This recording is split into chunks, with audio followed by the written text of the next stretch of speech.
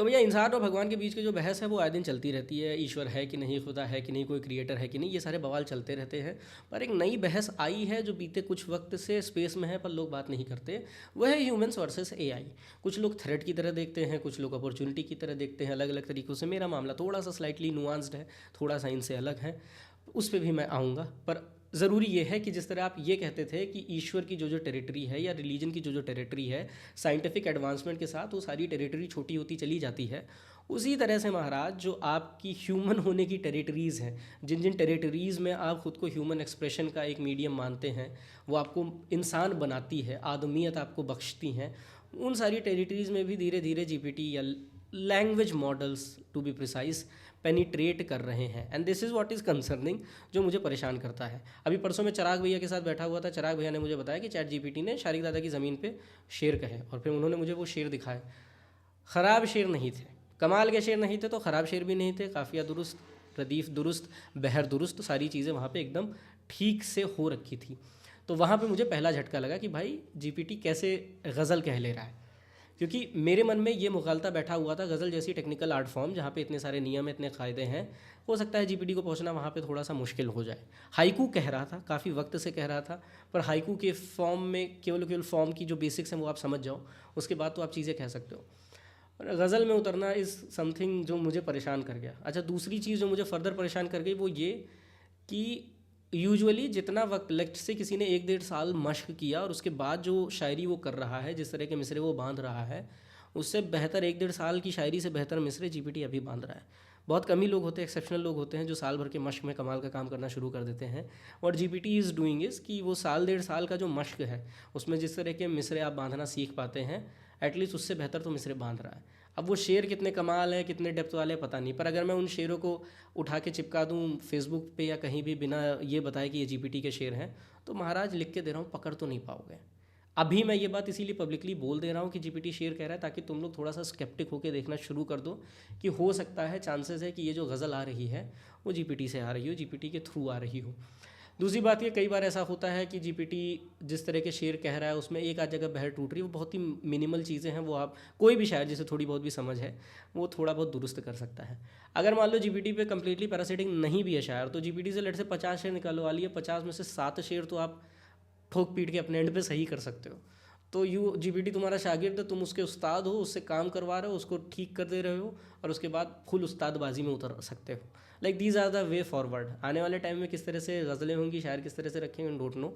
पर हाँ, गज़ल जो कि already performance driven art form बनी हुई थी मासेस में, जहाँ ना कि लिखना सेंट्रिक, अब हो सकता है उसका परफॉर्मेंस पहलू और ज़्यादा स्ट्रॉन्ग हो जाए। आई don't no, I am not very sure about this, but let me show you what happened. तो मैंने 2-3 साल पहले एक अलग तरह के मनोदशा में एक शेर कहा था, परेशान चल रहा था, तभी वो शेर हुआ था।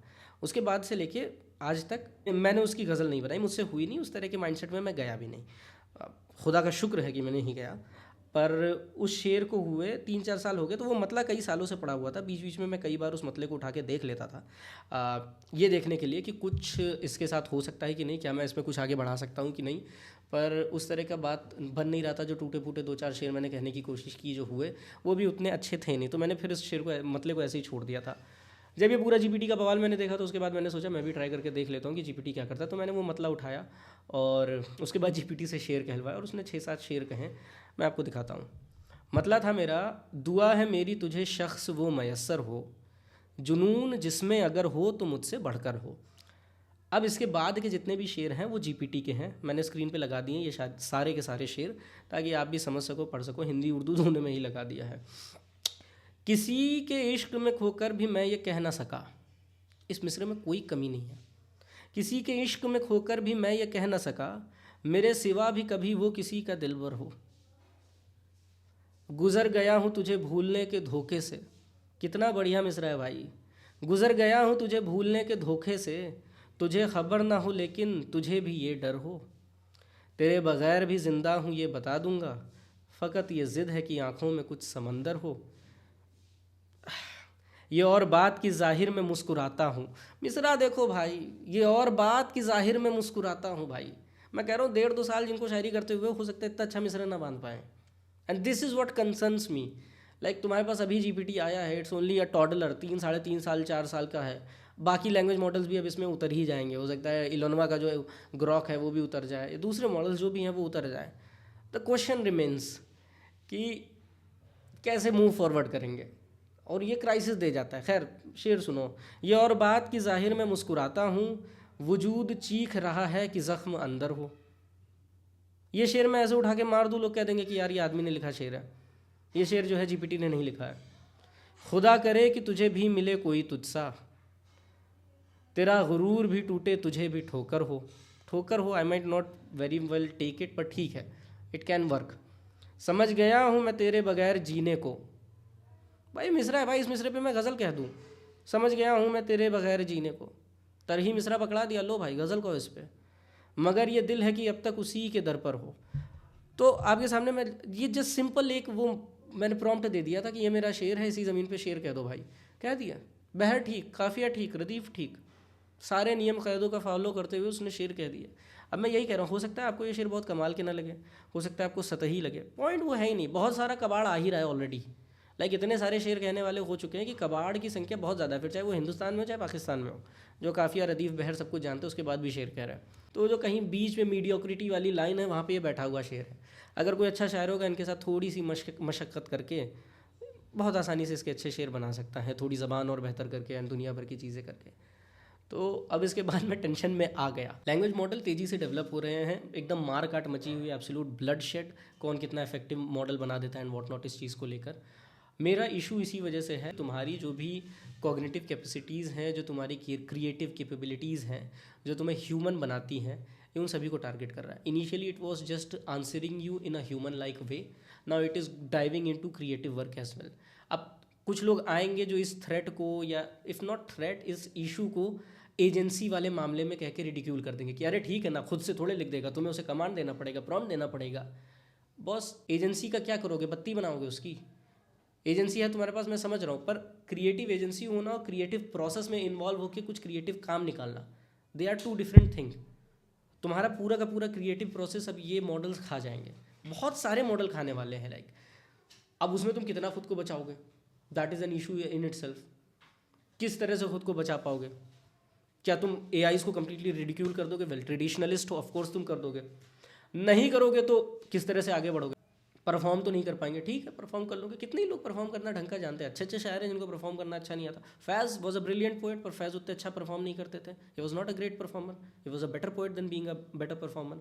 मनचंदा बानी बहुत अच्छे शायर थे, पर परफॉर्मेंस उनकी उतनी अच्छी नहीं थी। इवन नासिर की भी जो रिकॉर्डिंग और क्लिप्स मिलती है, वहाँ से हमें पता चलता है he is a great poet, but उनकी परफॉर्मेंस उतनी अच्छी नहीं है। So you can not completely ignore GPT या उसका जो भी इफेक्ट होने वाला है, पर you can not completely rely on that. तो इशू यहाँ पे यही आ जाता है, वो फाइन लाइन क्या है जिस पे चलते हुए तुम अपनी कॉग्निटिव कैपेसिटीज़ जिनसे तुम ह्यूमन बनते हो वो बची रहें। क्योंकि एजेंसी का जो हल्ला हर बार उठाते रहते हैं ना, अरे खुद से थोड़े कर देगा, तुम्हें प्रॉम्प्ट देना पड़ेगा तभी करेगा, वो पॉइंटलेस हल्ला है। यू आर एन एजेंट जिसके पास कोई आइडिया नहीं है क्या बनने वाला है, फिर तुम जूझना शुरू करते हो और फिर कुछ बन के निकलता है, कोई प्रोडक्ट निकलता है, उसके तुम हिसार में रहते हो, खुमार में रहते हो, कुछ वक्त के लिए रहते हो। उस पूरे प्रोसेस की वजह से तुम्हारा कैथारसिस होता है, दिस थेरेप्यूटिक, वो तुम्हारे लिए हेल्पफुल होता है, वो तुम्हें ह्यूमन बनाता है, दैट मेक्स यू ह्यूमन। सिर्फ और सिर्फ संवेदनाएं तुम्हें ह्यूमन नहीं बनाती है। लोग कह देंगे इमोशंस तो नहीं आ रहे जीबीटी में, doesn't matter, emotions are a part of being human. तुम्हारी क्रिएटिव एजेंसी तुम कितना एम्प्लॉय कर रहे हो, you are doom to be creative, let me be very honest. तुम चाहे so your creativity level changes with practice और ज़्यादा मश्क करने से, पर कोई भी human without being creative exist ही नहीं कर सकता। लिंग्विस्टिक यूजेज में तुम क्रिएटिव होगे, थॉट में क्रिएटिव होगे, कहीं ना कहीं किसी ना किसी लेवल पे तुम क्रिएटिव होगे ही होगे। You can not escape from the fact that you are a creative agency। पर इशू ये है कि अब तुम्हारे पास सिर्फ और सिर्फ एजेंसी बचेगी, जो प्रोसेस है उसमें बहुत सारे इन्वॉल्वमेंट आ जाए। This is GPT for 4 years, it's is 4 years, 3 years, 3.5 years. उस आने वाले मॉडल्स पता नहीं क्या करेंगे, they would be much better. 4.5 का हल्ला उतना कटा नहीं है, but Sam Altman is trying to push forward कि it is the most humanly model 4.5 जो उन्होंने पुश किया है। तो ट्रायल एंड हिट मेथड में तुम 50 शेर कहलवाओगे, 7-8 शेर की गज़ल तो तुम्हारी निकल ही जाएगी बहुत आराम से। It is a concerning issue, क्योंकि ये जो डेवलपमेंट है वो ठीक है, प्रोडक्टिविटी जाए तेल ले रहा, I don't care about productivity, पर 2-4 चीज़ें हैं जो इशू क्रिएट करेंगे। पहला, रीडिंग एबिलिटी तुम्हारी जाने वाली है बहुत बड़े स्केल पे। जो नई जनरेशन आएगी उसकी रीडिंग एबिलिटी, कॉम्प्रीहेंड करने की एबिलिटी चली जाएगी, क्योंकि हम ऑफिशियली समराइजेशन के दौर में घुस चुके हैं, हर चीज़ की समरी हमें चाहिए। समराइजेशन के हम लोग दौर में घुस चुके हैं। Writing will be dead. तुम्हें पता है कि तुम 1500-2000 शब्द लिखने बैठोगे, how much time it is going to take, around 4 और 5 आवर्स, अगर तुम हर दिन बैठ रहे हो तो। लेकिन 2000 अच्छे शब्द, एक अच्छा काम निकालने में तुम्हें लग जाएगा 2, ढाई, 3 घंटे, 4 घंटे तो लग ही जाएंगे। तो उसको भी चबा के खा ही लिया। अगली चीज़ जो बचती है वो बचती थी तुम्हारी पोएटिक एबिलिटीज़, उसको भी खा ही लिया। पेंटिंग तो कर ही रहा है, पेंटिंग नहीं भी कर रहा है तो भाई एआई जनरेटेड इमेज है ही। अब वही है कि तुमने उससे कुछ करा लिया, आइडियाज़ तुम्हें मिल गए, अब उसके बाद एज अ ह्यूमन एजेंट तुम उसके ऊपर कुछ और छिड़काव मार दो, जैसा मैंने कहा उन मिसरों में कुछ अच्छा करके देख लो, कुछ और ज़बान के स्तर पे कुछ उसमें खेल के देख लो, ठुकाई पिटाई कर दो, उस्ताद एकदम बने बैठे हो और उसकी गज़ल जब्त कर लो और अपने नाम से पोस्ट कर दो, that could be done very well और you people might do it. मैंने अभी नज़्म का चेक नहीं किया, आई एम नॉट श्योर कि नज़्म कह भी पाएगा, पर इवन हिंदी कविताओं का भी, पहले मुझे लगता था हिंदी कविताएं ज़्यादा आसानी से कहेगा, पर आई एम वेरी स्केप्टिकल कि हिंदी कविताएं नहीं कह पाएगा, क्योंकि द रीज़न वो जीपीटी इतनी आसानी से गज़ल की तरफ आ गया क्योंकि गज़ल में फिक्स्ड नियम कानून है। एक बार you get them, you get a hang of them, उन शेल और उन पर्टिकुलर सांचों में लफ्ज़ बांधना और मिसरे लगाना, that is not a big deal for a model, क्योंकि उसे ऑलरेडी प्रोग्राम कर ही दिया गया है। शायर लोग तो गज़ल कह के एक दूसरे को पीठ पीछे गाली देते रहते हैं, उसको अगर कुछ वक्त के लिए हटा भी दो। मेजर कंसर्न यही है कि हर किसी को जो जो चीज़ें ह्यूमन बना रही थी वो जा रही है। सो मेरी generation might be the last generation जिसके पास अच्छा प्रोज लिखने की एबिलिटी है या अच्छी पोइट्री करने की एबिलिटी है। जो फर्दर जनरेशन आएगी उसके पास वो हो सकता है एबिलिटी ना हो। जैसे मैं एक एग्जांपल देता हूँ, अगर तुम अपने घर के बूढ़े लोगों के साथ बैठोगे, बुजुर्गों के साथ बैठोगे, वो कहीं भी जाएंगे तुम्हें उसका बहुत ही विविड डिस्क्रिप्शन दे पाएंगे। मैं अपने दादा के साथ अगर बैठा हूँ तो वो कहीं किसी ज़माने में कुंभ के मेले में गए होंगे तो मुझे बेहतर डिस्क्रिप्शन देंगे। Even my father would give me better description किसी भी जगह, किसी भी इवेंट जाने का, क्योंकि वो एक कॉग्निटिव कैपेसिटी थी जिसको वो बार बार यूज़ कर रहे थे, डिस्क्रिप्शन को, लैंग्वेज को यूज़ कर रहे थे पिक्चराइजेशन के लिए।